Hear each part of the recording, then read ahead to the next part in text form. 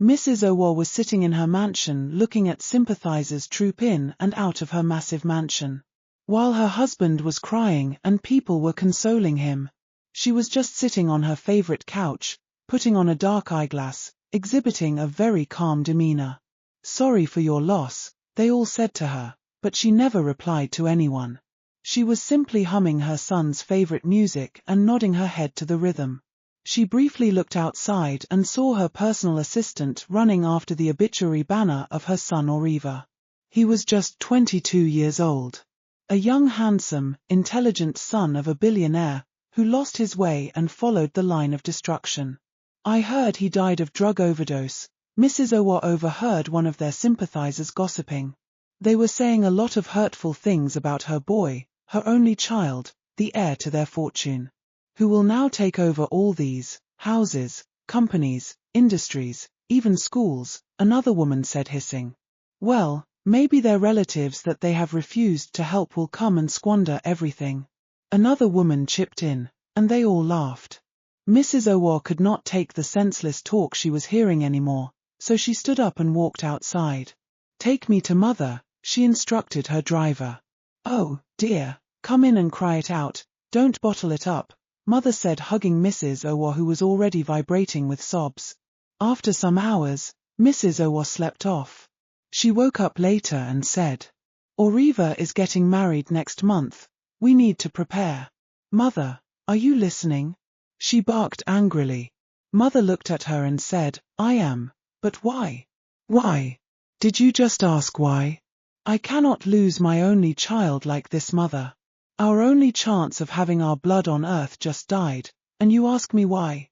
I need to find a wife for him. You must do something to make his spirit be seen and felt by his wife," Mrs. Owa said in a commanding tone. "Is that all you want?" Mother asked soothingly. "Yes," Mrs. Owa said and stormed out. Mother was a powerful seer whom the upper class and politicians considered a water god. She controlled and directed their day-to-day affairs. Her prophecies and directions never failed her sheep. She can invoke the dead, kill anyone you wish to get killed, so far as you can pay her fee, which were usually blood. So when Mrs. Owa made her request, Mother already knew what to do.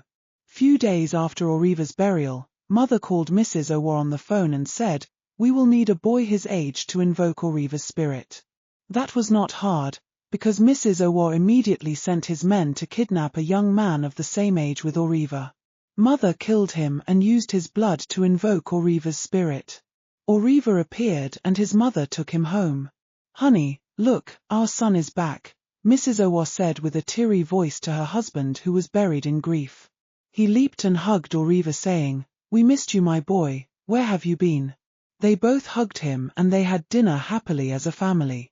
"We are already looking for a wife for you," Mrs. Owa said joyfully. Oriva smiled and continued eating. Their domestic staff thought they were crazy for constantly talking to an empty chair, as if Oriva was there. What they didn't know was that he was actually there, watching everyone. Every day, Mrs. Owa would drive around town looking for any struggling family with daughters of marriageable age to propose marriage to them on behalf of their son Oriva. Then one day, their gardener overheard her talking about it and sent his fiancée to stay where Mrs. Owa can see her. "This rich people are crazy. Imagine marrying for their dead son. Just behave yourself and marry the dead Oriva. When you are done, they will hand over all their wealth to you," Beek, their gardener, told his fiancée. Mrs. Owa saw Esther hawking pure water around their area. She felt it was odd to see a pure water seller around their rich neighborhood, but still called her. "How are you?" Mrs. Owa asked, smiling. Esther quickly answered, "I am fine, Ma. Do you live around here?" Mrs. Owa continued asking and smiling. Esther, whose fiancé had told the things to say, nodded her head implying no. "Where are your parents?" Esther's reply made her so happy. She believed she had seen her speck. "Invite your parents, I want to see them," Mrs. Owa said and left. Few days later, Esther's parents came to visit Mrs. Owa because Esther had lied to them that Mrs. Owa had been helping her in the city financially, so they came to thank her. But they were surprised when Mrs. Owa offered them a lot of money, a car, and a promise to sponsor their other children in school. They were still looking confused when Mrs. Owa said, "I want your daughter to marry my dead son." Esther's mother, who was smiling from ear to ear, paused and asked, "A dead son? God forbid, my daughter will not marry a dead person." But Esther's father stopped his wife immediately and said, "Yes, she will marry whoever you want her to marry." This led to a serious argument between Esther's parent. Her mother stood up and told Esther to follow her, but Esther refused and stood with her father. So Esther's father gave her away to Mrs. Owa's dead son, saying, "We cannot lose all this gift because your mother is being unreasonable. What is there in marrying a dead person?" he asked, laughing. Mrs. Owa organized a little wedding ceremony between her rich friends who understood what they did. Esther held Oriva's picture throughout the ceremony, dancing. The gardener was so happy that their plans worked. But nothing prepared Esther and her fiancé for the shocking things they were about to witness. The first night after the wedding, Esther was given a bowl filled with blood to wash her face. "You must do this to be able to see and be with your husband." "Ha! Husband," she murmured. She was so scared, but had no choice than to obey. After washing her face, she went to bed. Before Esther slept, she chatted with her fiancé for hours, and they had started making plans on how to fly abroad with the money that will be willed to her. Esther woke up in the middle of the night to see someone removing her cloth. She looked at the person and shouted, "Oriva?" Then she screamed her lungs out. Mrs. Owa and her husband ran straight to Esther's room, panting. "What is it, dear?" Mrs. Owa asked, looking confused. "He was here, right here," Esther said, stammering. "Who was here? It can't be an intruder. This house has a standard security detail, so who did you see?" Mrs. Owa asked again angrily. "I saw Oriva. He appeared here, trying to harm me," Esther said, shivering in fear. Mrs. Owa was enraged by her words. "You screamed because you saw my son? Your husband? So you were not expecting to see him? The man you got married to?" she asked while sitting on Esther's bed. "I think I need to explain things better for you. My son is your husband and he must lay with you to give me a grandchild. No one shouts when they see their husband, so don't do that next time," Mrs. Owa said and left angrily. "Tomorrow, I will lecture you on how this marriage will go." Mrs. Owa was still talking as she was leaving. Esther did not see Oriva again that night, but she could not sleep either. She kept wondering if she took the right decision. "Get ready, we are leaving in 10 minutes, Mrs. Owa's driver informed Esther, who was still chewing her breakfast with ease. Mrs. Owa took Esther to Mother to fortify her for the things that were about to happen. Esther's anxiety and fear grew by the minute. She kept asking herself if she could do what they will ask her to do. When they got to Mother's house, Esther was stripped and bathed with blood. Mother then gave her something to drink. She found herself struggling to stay awake after emptying the cup Mother gave her. In her sleepy state, she overheard Mrs. Owa saying, "Silly girl, she thinks she have a choice. I must achieve what I want with her. After all, I have paid her father off." Tears were dripping down her eyes when she fell asleep. In her dream, Esther found herself sleeping in her room.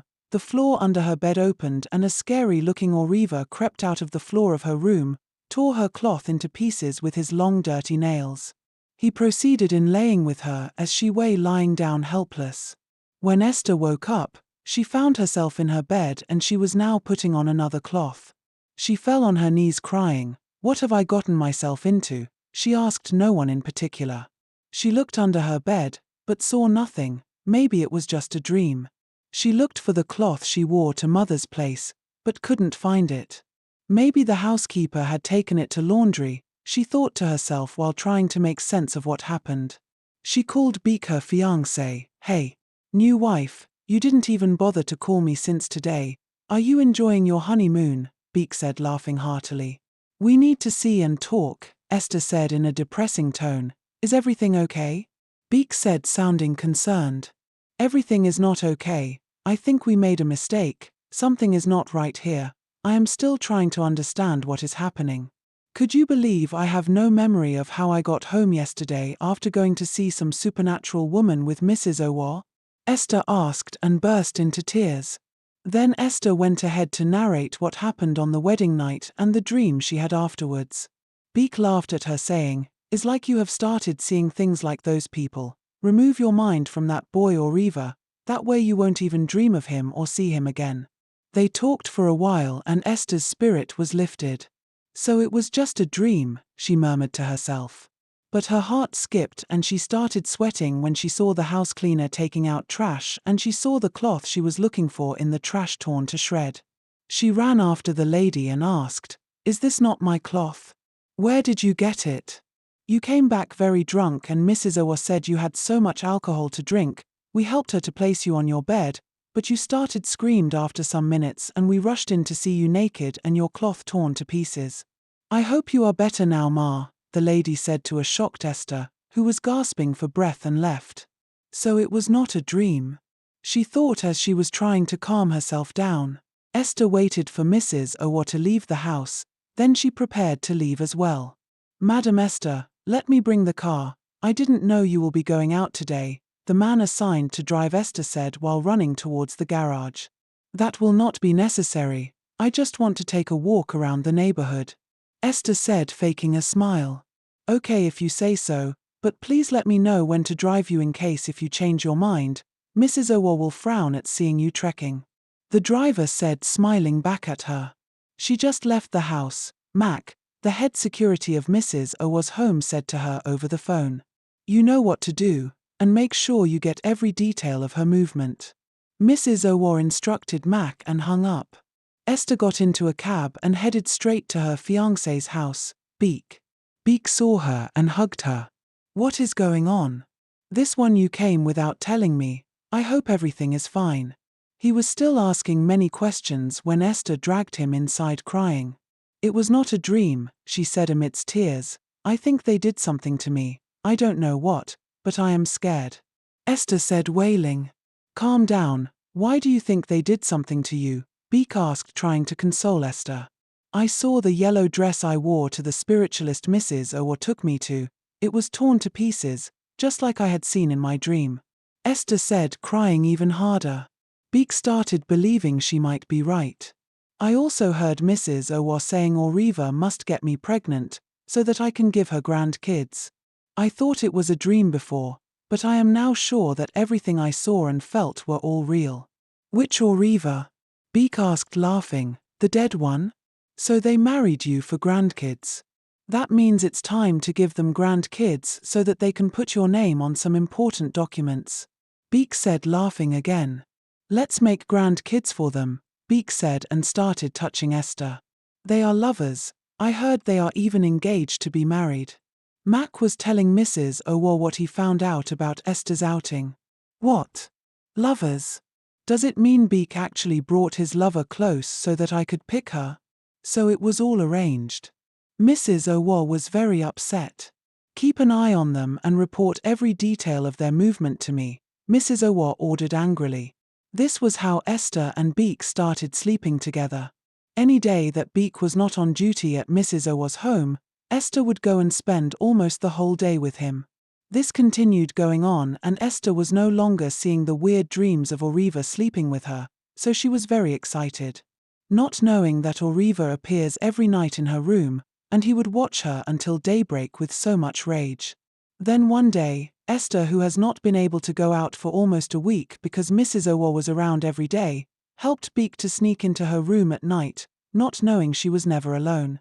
Immediately Beek got into Esther's room, a hand held his throat and started squeezing life out of him. He struggled to breath but could not. Esther did all her best to save him, but Oriva was too powerful. Then Beek fell on the ground. Esther checked if he was alive, and noticed he was no longer breathing. So she screamed for help and Mrs. Owa ran into her room immediately. "What is going on here?" she asked, pretending not to know. "He is dead, but I didn't hurt him. He just died," Esther said, stammering and crying.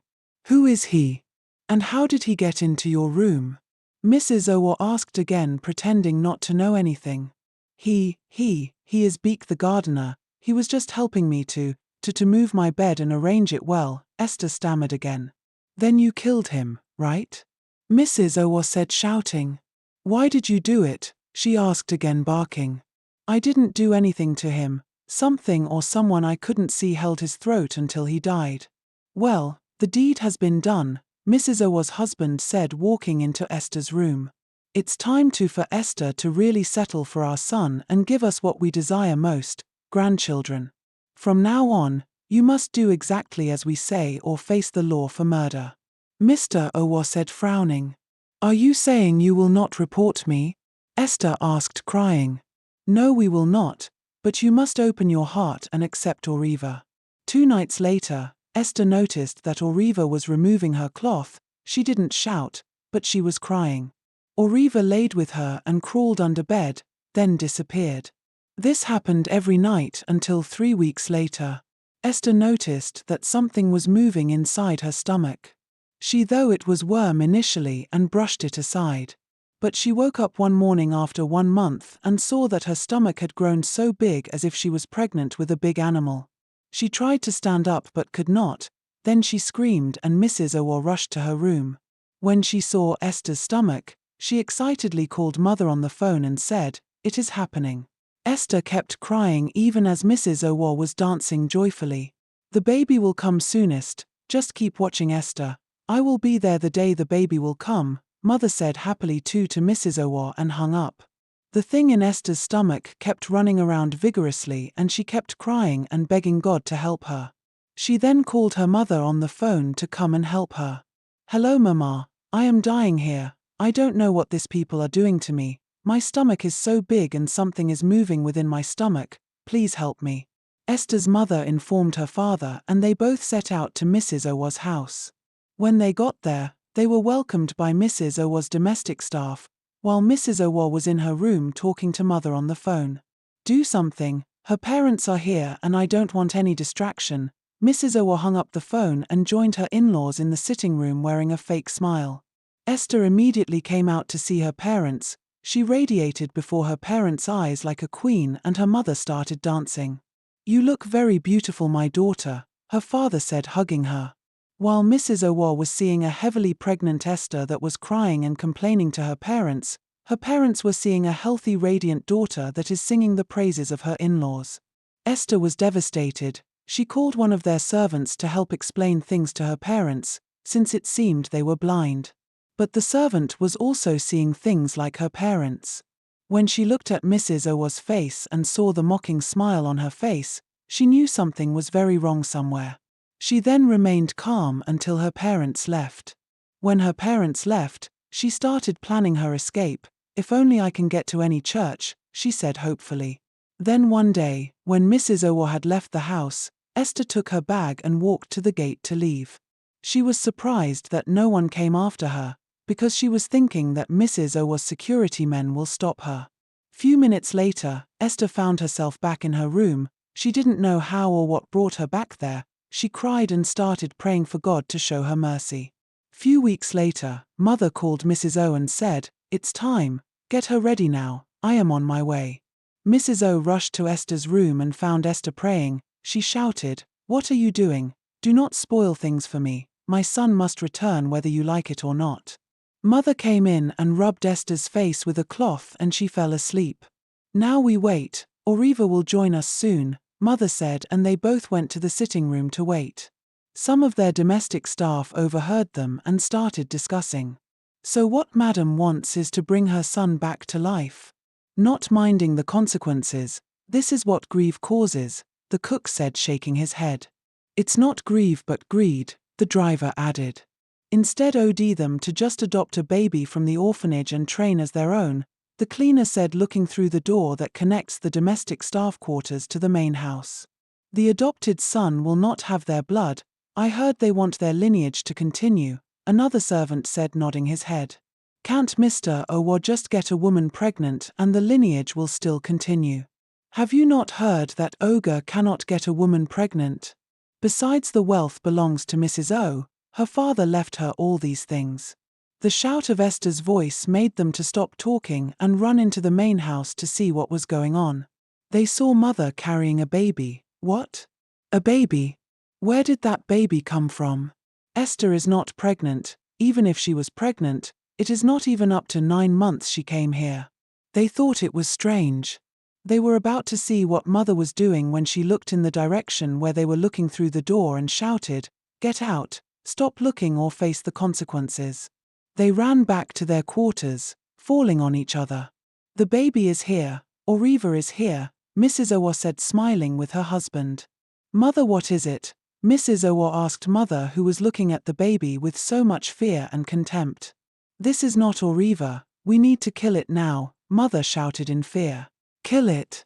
Never, I will never harm my child," Mrs. Owa shouted back at Mother. "He is evil, this kind of evil should not be allowed into this world," Mother said, moving far away from the baby. "You will not harm our child, what are you even saying?" Mr. Owa asked, trying to protect their baby. "A very bad spirit got in instead of Oriva, that is not Oriva," Mother kept repeating in a shaky voice. "Kill it, kill it." She kept talking until she walked out of their door. Mrs. Owa was angry at Mother for trying to harm their child. But she was more fixated on their baby to even notice Mother had left. "Look, he has Oriva's birthmark," Mr. Owa observed and shouted. They both laughed heartily while looking at their new baby. "Let's call him Danny, after my father. If we call him Oriva, people might think we are not okay," Mrs. Owa said, shedding tears of joy. No one asked of Esther, as Mrs. Owa was all over the baby. When a cleaner went into Esther's room to clean it the next day, she saw Esther curled up and talking to herself. She lost her sanity after the baby came. The servant quickly ran to Mrs. Owa to inform her about Esther's situation. "Esther is acting crazy, please help." "Crazy? Don't touch her, let me call her parents to come and pick her. I have no use for her again, so she is free to go." Mrs. Owa called Esther's parent to come. They did, and were so sad to see Esther mad. Her mother kept cursing at her father for destroying their daughter's life. They also demanded for explanation from Mrs. Owa, but she simply threw them out, calling them low budget. Esther's father was so heartbroken that he died shortly afterwards, due to regret. 4 years later, Danny had grown into a loving little boy. Mrs. Owa had hired a nanny for him. He was very smart and caring. Then in the night after his 4th birthday, Danny woke up in the middle of the night and sat in the sitting room looking blank. When his nanny came to check on him, she saw no one, so she ran to the parlor and saw Danny staring. "Danny, what are you doing here?" she asked while picking him up. Danny did not say a word, he simply bit the nanny on her neck and she screamed and put him down immediately. "Why did you bite me, Danny?" the nanny asked, raising her voice, but Danny hissed and ran into his room. The next day, the nanny fell seriously ill and their family doctor was called to check up on her. "You were bitten by a snake, how could you not know?" the doctor asked the nanny, whose breath was becoming shallow by the minute. "Snake? I was not bitten by anything," she said, defending herself. "Then what is this?" "This is a snake bite." Dr. Patrick showed the nanny the bite with a mirror. "What? It's not possible, this was where Danny bit me yesterday, how can that change to a snake bite?" She was still talking when she started gasping for breath and lost her consciousness. She died few hours later. This was how Danny started killing all her nannies and domestic staff. They all die with their blood drained. When the 3rd nanny died, their family doctor tried to take Danny's blood for testing, but Mrs. Owa refused. She instead fired him from being their doctor. Danny injects a certain worm into human beings. When it drains their blood after poisoning them, the worm will come out and he would eat it. This continued happening until everyone stopped working for them. Then Mrs. Owa was now paying her hit men to kidnap people for her son to drain of their blood. She and her husband were so afraid of Danny. Then one day, a soothsayer told Esther's mother the solution to their problem. "Destroy Esther's child and set Esther free." The soothsayer said to Esther's mother, who had never stopped seeking for solution. "How can my daughter get close to the boy when she has lost her sanity? Let someone you know go and look for job at the Owa family house. I heard they are in dire need of a domestic staff." "God forbid, I cannot send someone to their death, after hearing all that child is doing to people." Esther's mother said angrily. "Don't worry, I will fortify the person, at least the person can last for some time, until we are ready to destroy the boy and restore Esther's sanity. We have a new nanny, Danny, her name is V, she has agreed to take care of you. Mrs. Owa was introducing V to Danny, whom she was obviously afraid of. Mrs. Owa had aged so much over the years because of Danny, she cannot travel and leave Danny, and cannot also travel with Danny, because she knows he is very dangerous. I got the job, V said over the phone to Esther's mother. Good, keep taking the portion the soothsayer gave you. Even if he bites you, he can't harm you. V was still talking, not knowing Danny was behind her. Danny opened his mouth so wide and bit V from where he was standing, but he shouted in pains and fell on the ground. V rushed to get Danny up from the ground. Are you okay? She asked and shook him, but got no response. She became scared and wondered what will happen to her. Is he dead? Mrs. Owa asked in a chilly voice. V turned and started crying. I didn't hurt him, please don't punish me. She was crying and begging for her life when Mrs. Owa came and sat on the ground with her crying too. I wish he never wakes up, I am tired, I am so tired of being scared, I am so tired of regretting my decision. Mrs. Owa cried for some minutes and stood up. Carrying a bag, she drove out for the first time in years without looking back. Mother, I am at the door, Mrs. Owa shouted while standing near Mother's door. Mother quickly ran down to open the door for her. Mrs. Owa walked inside and sat on the ground crying. You have aged so badly in the last few years, Mother said while talking her hands. He is dying, I am in serious pains, I don't know what that boy is, but I am tired and grateful that he is dying. Mrs. Owa said, crying so loudly, but stopped when she heard Mother laughing. You are laughing at me? You are like a mother to me, why will you laugh at my pains? Mrs. Owa said, vibrating with sobs. I am only laughing at your stupidity. I warned you, you think he is dead. He is not dying, and cannot die. I told you to kill it when it was still harmless, but you ignored and insulted me. As we speak now, he is awake and even more bloodthirsty than before. You were even bringing human beings for him to dry up. Now it will feed on the next human being around. Mother said and shook her head. His nanny is there, he can drain her up for all I care, Mrs. Owa said coldly. So you don't care if he kills her? You never change, Mother said angrily. Please Mother, how do we destroy him? I can't even send him to school or go anywhere with him, because of how he is. It's too late now, we cannot destroy him anymore. Mother's reply made Mrs. Owa to start crying again. Let me call my husband to come here so that we can travel from here. I cannot return to that thing. Mrs. Owa was about to bring her phone out when it started ringing. She saw the caller was her new nanny and refused to pick up. Take her call, I think something bad has happened, Mother advised. What can happen again that will surprise me? I will call her when I am out of this country. Thank God I came with my passport because I never even wished to set my eyes on Danny again. Pick the call, Mother commanded. Mrs. Owa picked up and heard the nanny crying and thought her son was dead. Is he dead? Mrs. Owa asked excitedly. It is Ogre, he came home and tried to wake Danny up, but I don't know what Danny did to him, he is not moving. Mrs. Owa shouted and started crying. She tried to run out of the house to go and help her husband, but Mother held her back and said, Don't go, he will kill you too. Your new nanny came to kill Danny, there is something she is drinking that is making Danny to avoid her. We can work with her and Esther's mother that sent her to destroy Danny, Mother said hopefully.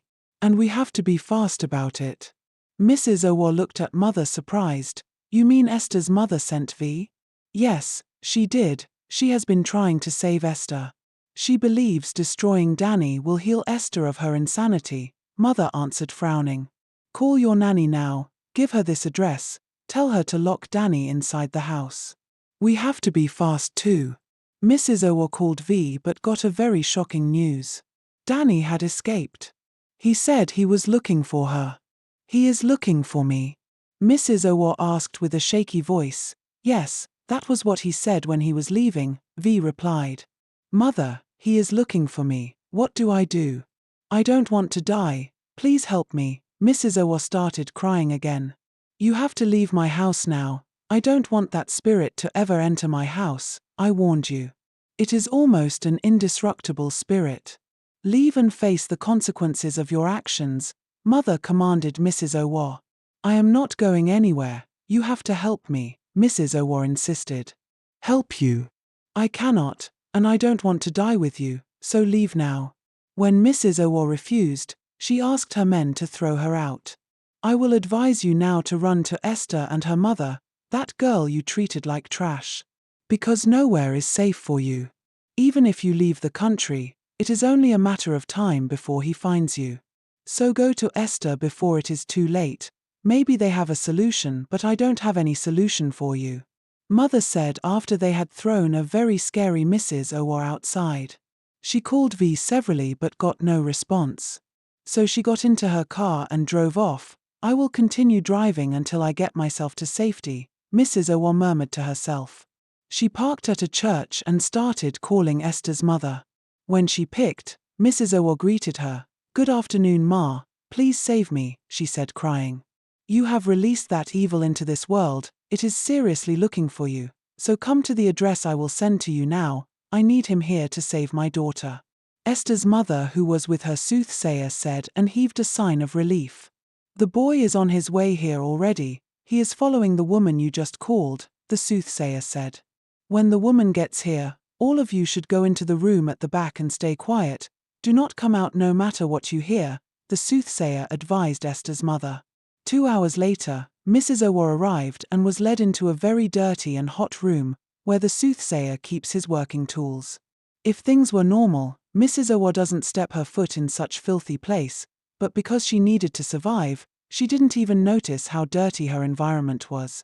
The soothsayer was sitting alone with Esther in his shrine when a 10-year-old boy walked into his shrine crying. I am looking for my mommy, he said crying loudly. Esther stood up immediately and held the boy by the throat. Leave him alone, the soothsayer shouted. He is not your son. Unknown to him, Danny distracted his tracking mirror. The mirror he was using to track Danny was showing he was still far, but he had already entered his shrine. Then the soothsayer stood up and tried to save him from Esther, but Esther held his throat so tight and refused to let go. Just when the soothsayer was about to hit Esther to leave the boy alone, Danny turned into a big red worm. Then Esther regained her sanity instantly. The soothsayer rushed to capture the worm, but it vanished before his eyes. Esther, who has not spoken since then, started asking questions. Her mother heard her voice and ran out of where they were hiding and hugged her. Mrs. Owa also regained her youthfulness. Apparently, she looked so old because Danny cast a shadow on her that made her look far older than her age. Where is Danny? Mrs. Owa asked. Is he dead? I need to see his corpse. He escaped, the soothsayer said, shaking his head. Escaped? Why? I thought Esther could kill him, Mrs. Owa asked, looking so scared.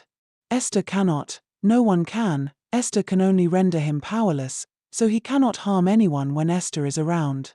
Mrs. Owa started crying. She pleaded with Esther to forgive her and allow her follow them. I cannot go and stay alone, Danny will find me and kill me. You and your mother can come with me. I will hand over all our wealth to you. Mrs. Owa kept pleading and crying. Esther looked at her and rejected her wealth. I am into this mess because of greed, I will never fall for money again, no matter how sweet the offer sounds. But if you wish to tag along to survive, I won't stop you, Esther said, leaving the shrine. Mrs. Owa ran after her, still pleading and scared. The spirit is still out there. Thank you. Stay tuned for another thrilling story.